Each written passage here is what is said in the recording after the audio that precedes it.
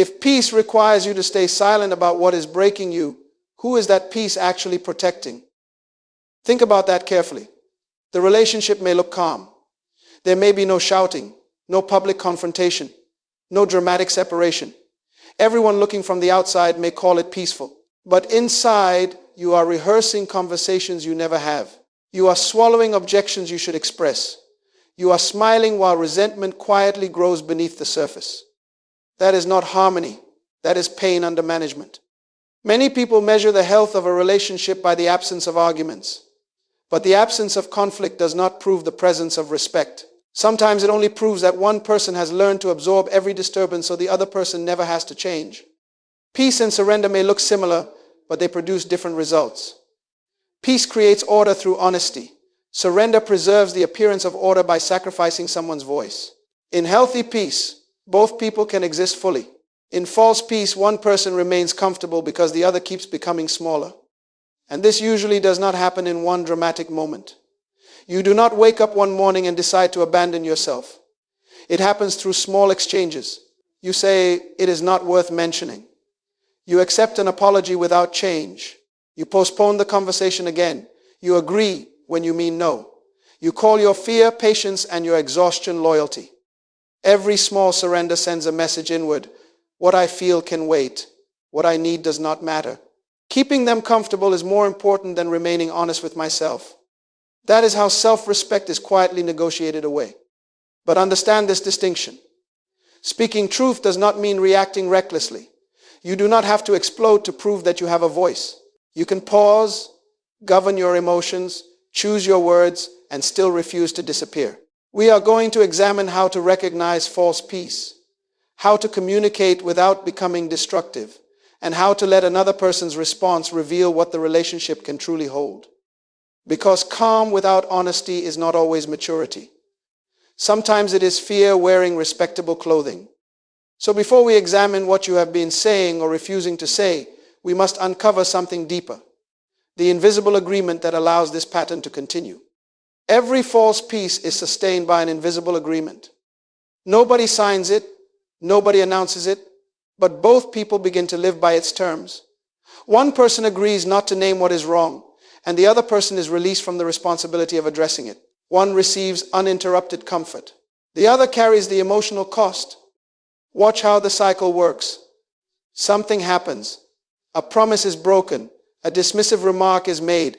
A limit is ignored. You feel the discomfort rising, and you know a conversation is necessary. But you imagine the tension, the defensiveness, the possibility of rejection. So you say nothing. A few quiet days pass, and because the immediate pressure has disappeared, you call that relief peace. But relief is not resolution. Nothing was examined. Nothing was repaired. Nothing was changed. The behavior returns because the conditions that allowed it are still present. Then the cycle begins again. Harm, discomfort, avoidance, temporary calm, repetition. And every time the cycle repeats, the price rises. You suppress another need. You replay another conversation in your mind. You grow tired from carrying words you were meant to communicate. Resentment begins to occupy the space where trust once lived. Eventually, you start questioning your own judgment. Was it really wrong? Am I expecting too much? Should I simply be more understanding? You may call it patience, you may call it loyalty, you may even call it forgiveness. But if your patience requires you to become invisible, it is no longer producing peace. It is protecting a pattern. Now, understand this carefully. Emotional responsibility means you do not give another person control over your inner life. Their behavior may affect you, but it does not have to govern you. You can pause. You can think. You can refuse to react recklessly. But responsibility also means deciding what you will continue to permit. You cannot control whether another person changes. You can control whether unchanged behavior continues to receive unchanged access. That is where your power begins. A boundary is not a declaration of war. It is the termination of a dishonest agreement. It says, I will no longer purchase temporary calm with permanent damage to myself. It replaces guessing with clarity, resentment with communication, and passive endurance with deliberate choice. False peace is not one weak moment. It is an organized pattern. And patterns become visible when you examine their first sign. The repeated habit of making your own pain seem smaller than it really is. The first sign is simple. You keep editing your own pain until it no longer sounds important enough to address. They speak to you with contempt, and you say they are only stressed. They dismiss something meaningful to you, and you say it was not that serious. They cross a limit, and you tell yourself, this is not the right time. Then, when the discomfort remains, you turn against yourself. Perhaps I am too sensitive. Notice what is happening. You are not examining the experience, you are negotiating against it. Compassion is valuable. Mature people understand that pressure, fatigue, fear, and frustration can affect how someone behaves. But understanding the circumstances behind a behavior does not require you to pretend the behavior had no effect. An explanation may create context. It does not automatically remove responsibility. This is where many people become confused about emotional strength. They believe refusing to be offended means refusing to admit they were hurt. No. You can release the desire for revenge and still tell the truth about the impact. You can remain calm and still say, that was disrespectful. You can protect your inner peace without granting repeated harm, unlimited access to your life. Your emotions are not dictators, but neither are they enemies. They are signals. Anger may signal that a limit has been crossed. Sadness may reveal that trust has been damaged. Anxiety may tell you that your words and your actions are no longer aligned. A signal should be examined, not blindly obeyed and not automatically buried. So when something troubles you, pause and ask 3 questions. What happened? What effect did it have on me? Has this occurred before? Those questions bring you out of emotional confusion and back into clarity. Perhaps it was an isolated mistake followed by sincere responsibility and changed behavior. That matters. But if the same conduct returns after repeated apologies, repetition changes the meaning. What could once be treated as a mistake may now need to be recognized as a pattern. And patterns require decisions. Every time you automatically disqualify your own experience, you teach yourself a dangerous lesson, that your inner life cannot be trusted. Eventually, you stop needing another person to silence you because you have learned to do it for them. Acknowledging harm does not make you bitter. It makes you honest. You do not have to become controlled by anger, trapped in blame, or defined by what happened. You simply refuse to deny reality. But recognition alone is not enough. Many people admit that something is wrong and still avoid the next responsibility. They tell the truth privately, then postpone it publicly. And that brings us to the second sign, using tomorrow as a hiding place.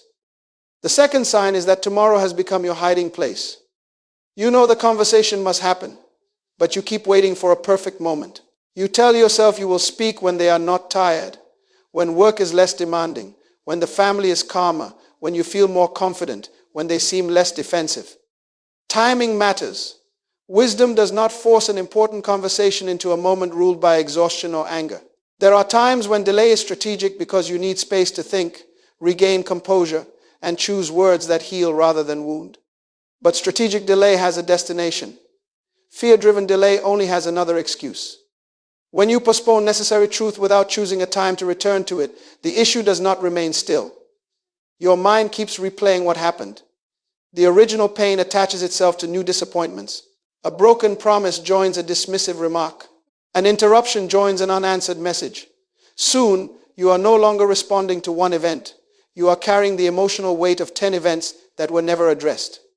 Meanwhile, the other person sees your continued participation and may conclude that the behavior was acceptable. They cannot respond to a truth you have never communicated. Your silence may feel like suffering to you, but from the outside it can look like consent. Then one day, something small happens. They interrupt you again. They forget one simple commitment.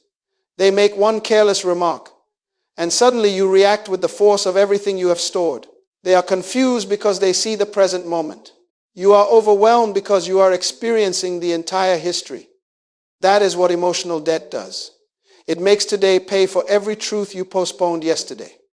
An immediate explosion is not discipline, but permanent avoidance is not discipline either.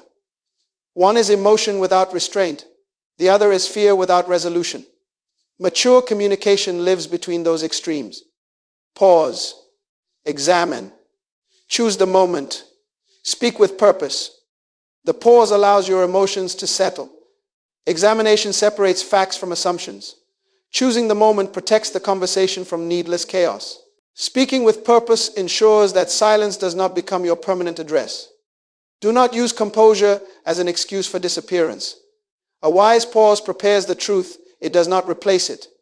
Timely honesty may create temporary discomfort, but it can prevent months of resentment and confusion. And understand this: repeated silence does more than build pressure inside you. It also teaches the other person something. It teaches them what their access to you will cost and whether they will ever be required to pay the price of accountability. The third sign is that disrespect has learned there is no cost.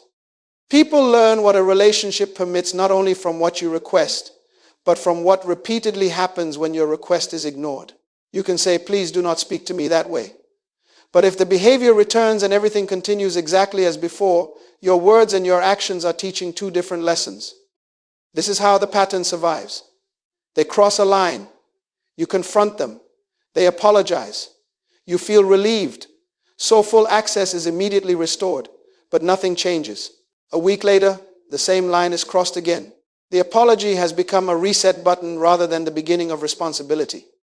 Listen carefully. Forgiveness and unrestricted permission are not the same thing. Forgiveness releases your need to punish. Wisdom still evaluates trust. Forgiveness keeps bitterness from governing your heart. Wisdom decides what level of access is appropriate. You can let go of vengeance without pretending that repeated behavior has no consequences. And a consequence does not have to be cruel. It may mean ending a conversation when disrespect begins. It may mean declining another commitment after previous agreements were repeatedly broken. It may mean creating distance where closeness has become unsafe for your dignity. A consequence is not always punishment. Often, it is simply reality being allowed to speak. But compassionate people frequently interrupt that process. You over-explain the harm so the other person will not feel judged. You cover for their choices so they will not face embarrassment. You repair what they damaged.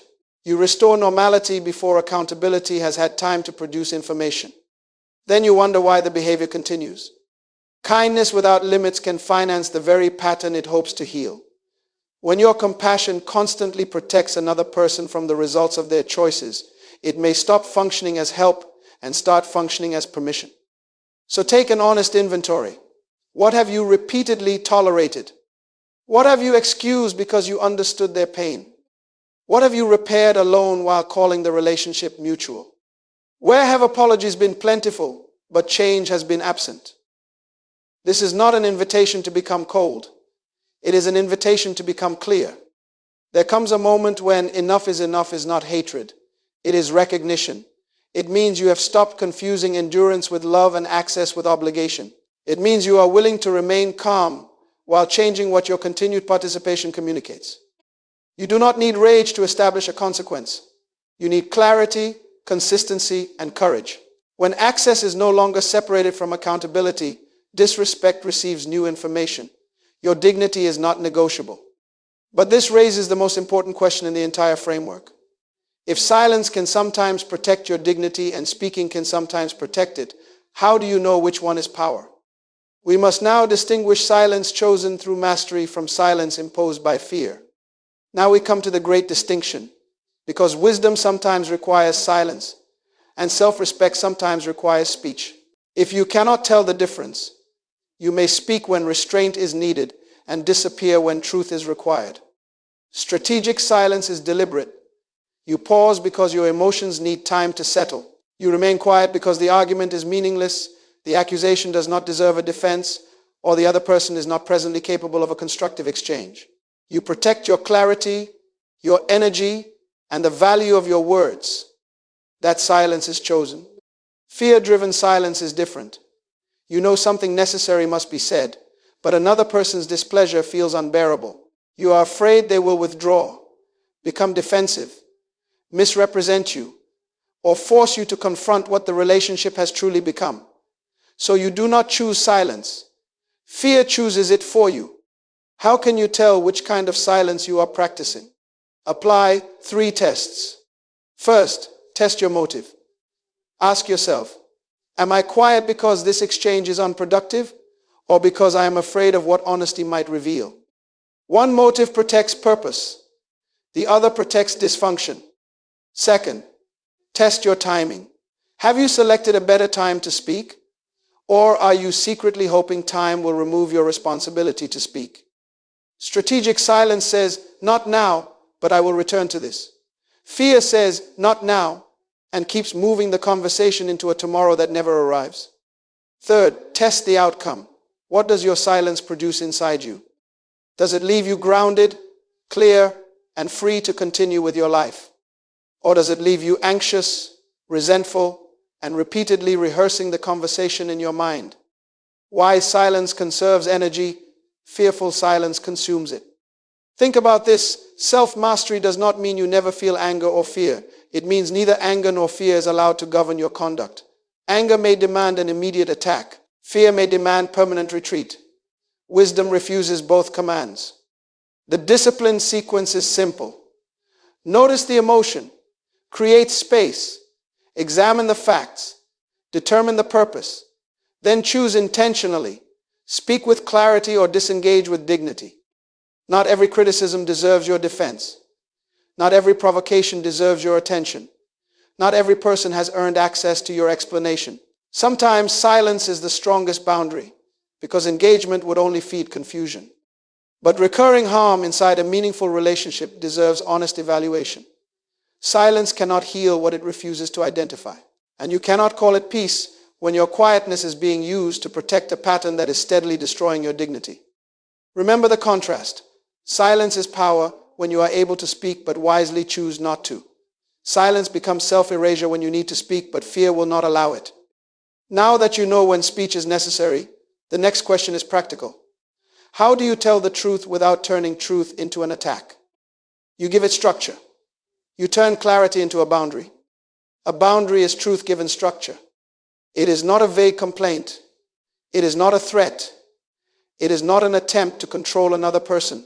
A boundary clearly identifies the conduct affecting you, the change you require, and the action you will take if the pattern continues. But before you can communicate clearly, you must become clear within yourself. Do not begin with, "You are selfish," or "You never respect me." Those statements attack identity and invite an argument about character. Identify the behavior instead. What exactly happened? Was it an interruption, a dismissive tone, pressure after you said no, or another commitment left unfulfilled? Clarity makes truth usable. Build your message in 4 movements. First, name the behavior. Second, describe its impact. Third, state what needs to change. Fourth, explain what you will do if it continues. You might say, "When I am interrupted repeatedly, I feel that my contribution is being dismissed. I need to finish my thought before you respond. If the interruptions continue, I will pause the conversation and return when we can both participate respectfully." Or say, "I understand that you are under pressure, but when you speak to me in that tone, the conversation becomes disrespectful. I am willing to discuss the issue. I am not willing to be spoken to that way.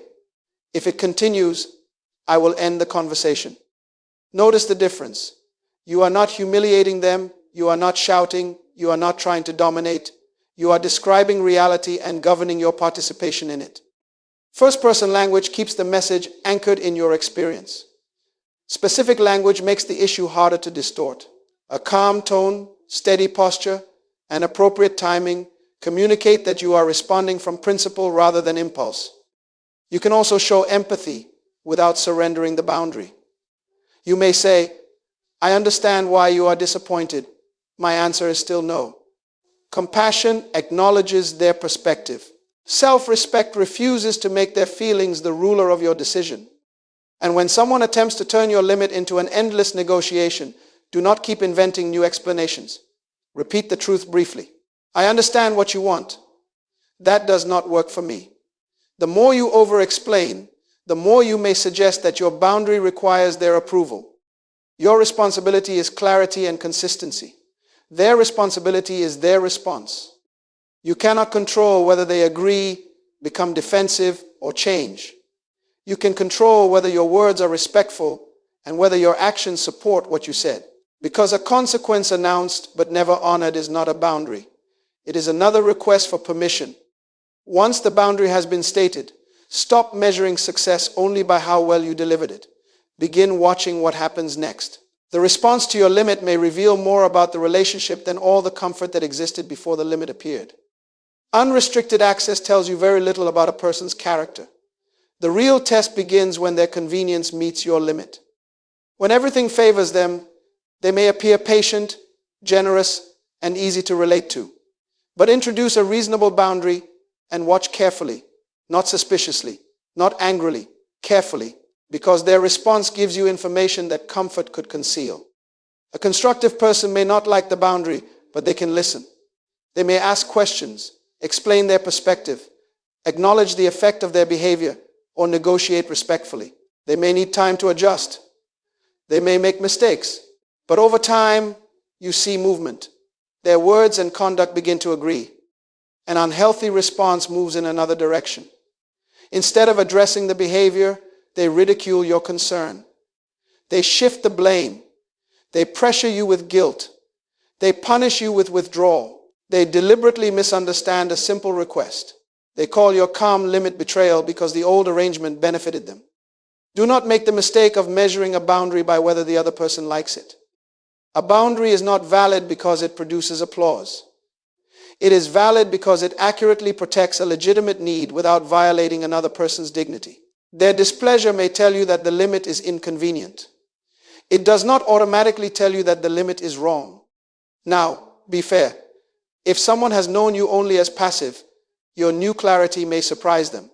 Initial resistance does not reveal everything. Change can create discomfort, even in relationships capable of growth. This is why you observe patterns rather than condemning someone over one emotional reaction. The distinction is between imperfect adjustment and sustained refusal. A healthy person may struggle with your boundary, but they remain available for dialogue and responsibility. A person committed to escaping accountability repeatedly turns every concern into your fault. And do not evaluate apologies alone. An apology may restore the appearance of peace in one conversation. Changed conduct reveals whether repair has actually begun. Words can acknowledge a boundary. Behavior shows whether it is being respected. So state your limit clearly, then stop chasing understanding. Do not deliver 10 new explanations because the first one was inconvenient. Do not exhaust yourself trying to make another person agree with your experience. Observe. Listen. Watch what happens when your no remains no and your consequence becomes real.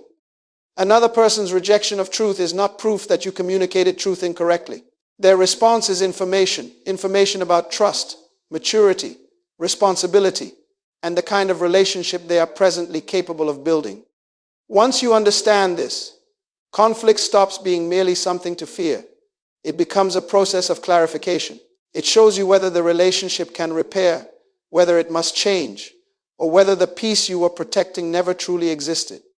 Conflict does not automatically mean a relationship is failing. Sometimes conflict is the first honest event the relationship has experienced. If harmony existed only because you never objected, never disagreed, and never required change, then conflict did not destroy the peace. Conflict exposed the conditions under which that peace was operating. The purpose of necessary conflict is not victory.